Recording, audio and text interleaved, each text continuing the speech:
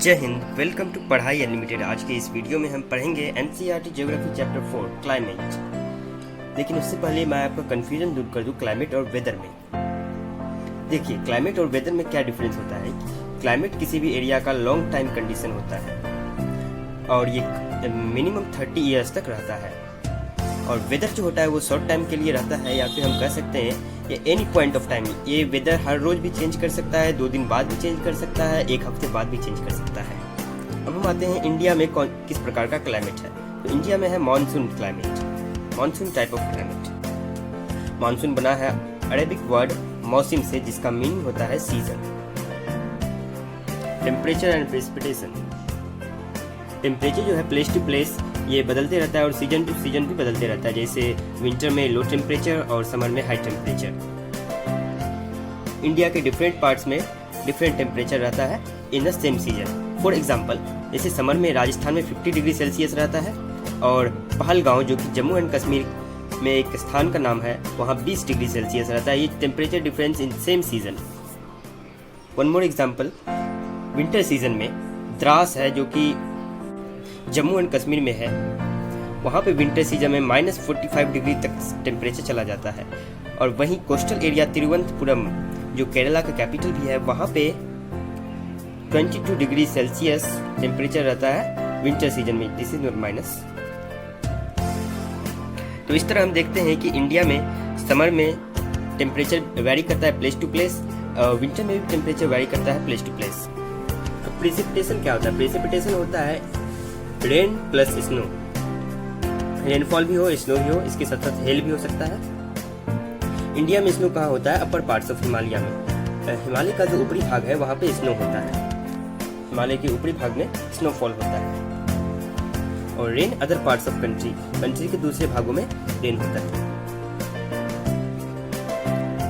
Rain भी vary करता है place to place in India.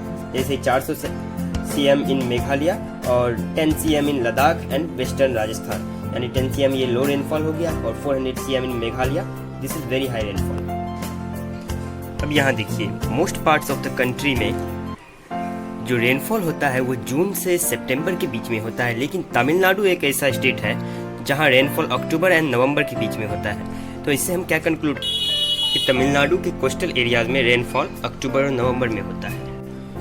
यहाँ पे एक और चीज़ है, coastal areas list contrast in temperature. जो लोग तट पे रहते हैं या कोस्ट पे रहते हैं, वहाँ पे टेम्परेचर लगभग सेम ही रहता है। वहाँ पे सीज़न ज़्यादा मालूम नहीं पड़ता है कि सीज़न चेंज हो रहा है।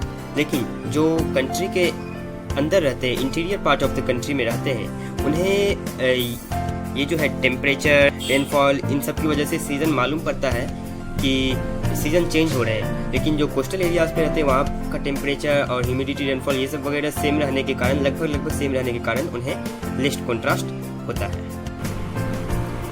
Climatic controls. तो क्लाइमेटिक कंट्रोल्स टोटल 6 हैं। Latitude, altitude, pressure and wind system, disturbance from the sea, ocean currents और रिलीफ फीचर। तो चलिए अब एक एक करके पढ़ते हैं इनके बारे में। नंबर 1, लैटिट्यूड, यानी कि लेटी हुई लाइनें। इंडिया के अंदर से जो एक इम्पोर्टेंट लेटी हुई लाइन है वो जो गुजरती है, वो है ट्रॉपिक ऑफ कैंसर, यानी कि कर्क रेखा। जैसा कि आपको पता होगा कि ये है अर्थ, और यहाँ है इम्पोर्टेंट लैटिट्यूड्स, यानी कि लेटी हुई लाइनें। यह है 0 degree equator, 23.5 degree tropic of cancer, और यहाँ पे कुछ हमारा इंडिया लाई करता है। और ट्रॉपिक ऑफ कैंसर जो है इंडिया को 2 पार्ट्स में डिवाइड कर देता है, एक पार्ट ये और सेकेंड पार्ट ये। और इसी के आधार पर कुछ रीजन्स बनाए गए। इस रीजन को बोलते हैं सब ट्रॉपिकल रीजन, जो ट्रॉपिक ऑफ कैंसर और के लाइन के बीच में पड़ती है। 23.5 डिग्री नॉर्थ और 23.5 डिग्री साउथ के बीच में जो रीजन आता है उसको हम बोलते हैं ट्रॉपिकल रीजन। और 23.5 डिग्री नॉर्थ के ट्रॉपिकल रीजन में इंडिया का सदर्न पार्ट भी आता है। इसीलिए हम बोलते हैं कि इंडिया में दोनों ट्रॉपिकल और सब ट्रॉपिकल दोनों क्लाइमेट्स के कैरेक्टरिस्टिक्स पाए जाते हैं। अब जानते हैं अल्टीट्यूड के बारे में। अब तुम सोच रहे हो कि ये अल्टीट्यूड कौन सी वाला है? घबराओ मत, ये है ऊंचाई। एल्टीट्यूड का मतलब हाइट भी बोल सकते हैं इसे। जैसा कि तुमको पता होगा कि इंडिया के नॉर्दर्न साइड में है हिमालय, जिसकी एवरेज हाइट है 6000 मीटर और कोस्टल एरियाज़ में हाइट है बहुत ही कम 30 मीटर। अब तुम पूछोगे कि एल्टीट्यूड कैसे क्लाइमेट को अफेक्ट करता है, तो चलो मैं बता देता हूँ। जब समंदर का पानी भाप बन के उड़ के इस पहाड़ों की तरफ आता है और उनमें मॉइस्चर होता है, तो यहाँ ऊंचाई पे जाने के कारण पहाड़ के पास यहाँ बादल बनने लगते हैं और यहाँ रेन होने लगता है और इसी को बोलते हैं हम प्रिसिपिटेशन। और पहाड़ के दूसरी तरफ वाले एरिया जहाँ बारिश नहीं के बराबर होती है या कम ही होती है, उसको बोलते हैं हम रेन शैडो एरिया। एक बात आपको हमेशा याद रखनी है कि एयर जो है हमेशा हाई प्रेशर से लो प्रेशर की ओर मूव करता है। फॉर एग्जांपल ये समर सीजन का एग्जांपल है, यहाँ लैंड है और ये लैंड अभी हॉट है, तो यहाँ पे हॉट होने के कारण एयर जो है एयर वार्म हो जाएगा और ये राइज करेगा, because warm air always rises up और hot air always rises up. और ये रहा ओशन, ये अभी कोल्ड है, तो यहाँ पे कोल्ड होने के कारण हाई प्रेशर क्रिएट होगा और यहाँ पे जब एयर राइज हो जाएगा तो यहाँ पे लो प्रेशर क्रिएट होगा। कोई प्रेशर नहीं रहेगा, ऊपर से हवा का दबाव रहेगा ही नहीं, तो यहाँ पे लो प्रेशर क्रिएट हो जाएगा। जब वार्म एयर ऊपर राइज करेगा तो ये जाएगा कहाँ, जहाँ पे हाई प्रेशर हो। लो प्रेशर से जो एयर उठेगा हॉट एयर, तो वो हाई प्रेशर वाले एरिया में जाएगा और हाई प्रेशर के एरिया का जो एयर होगा वो मूव करेगा टुवर्ड्स लो प्रेशर एरिया। अब आपको समझ में आ रहा है कि विंड कैसे ब्लो करता है। यही भी होता है wind blow. Same with winter example, यहाँ पे एयर है, यहाँ हाई प्रेशर है तो ये इधर से इधर जाएगा और यहाँ पे लो प्रेशर है, ओशन हॉट है और ओशन के एयर में मॉइस्चर भी है, तो ये इधर से इधर की तरफ जाएगा और रेनफॉल भी होगा। This causes rainfall also. अब हम देखेंगे कि प्रेशर एंड विंड्स इंडिया के क्लाइमेट को कैसे अफेक्ट करता है। The climate and weather conditions in India govern by the 3 following atmospheric condition. ये 3 एटमॉस्फेरिक कंडीशंस है जिसके कारण क्लाइमेट ऑफ इंडिया अफेक्ट होता है। पहला है प्रेशर एंड सरफेस विंड्स। ये रहा इंडियन ओशन, यहाँ पे क्रिएट होता है हाई प्रेशर और यहाँ से विंड्स ब्लो करता है टुवर्ड्स इंडिया। यहाँ पे ब्लो करते वक्त कुछ विंड्स इस तरफ मुड़ जाती है और कुछ विंड्स इस तरफ आ जाती है और इस तरफ से जाते हुए बे ऑफ बंगाल होते हुए ये करती है इंटर टेरिटरी ऑफ इंडिया में असम के थ्रू।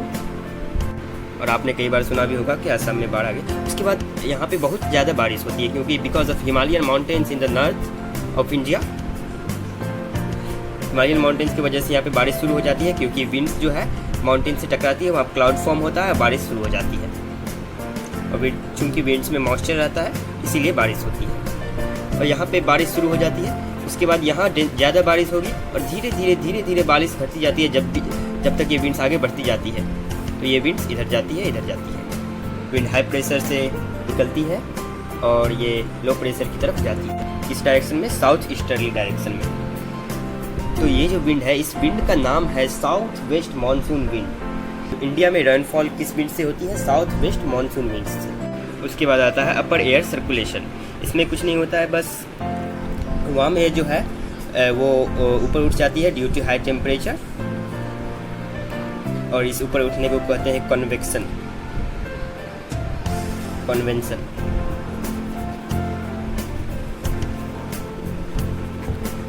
और ऊपर जाने के बाद ये हवा ठंडी हो जाती है और मूव कर जाती है इधर और इसी को बोलते हैं अपर एयर सर्कुलेशन। और लास्ट में आता है western cyclonic disturbance and tropical cyclones. Western cyclonic disturbance cause होता है due to westerly winds. Westerly winds जो फ्लो करता है ईस्ट की तरफ वेस्ट से, flows from west to east. Tropical cyclone क्या होता है? ट्रॉपिकल साइक्लोन फॉर्म होता है मेडिटेरेनियन सी में। मेडिटेरेनियन सी कहाँ है? ये यहाँ मैंने रफली डायग्राम ड्रॉ किया है। यूरोप, एशिया और अफ्रीका कॉन्टिनेंट के बीच में जो सी का पार्ट पाया जाता है उसे बोलते हैं मेडिटेरेनियन सी, भूमध्य सागर। यानी कि भूमि के मध्य में जो सागर है उसे बोलते हैं भूमध्य सागर। यहाँ पे ट्रॉपिकल साइक्लोन फॉर्म होता है और ये आता है इंडिया और एशिया की तरफ।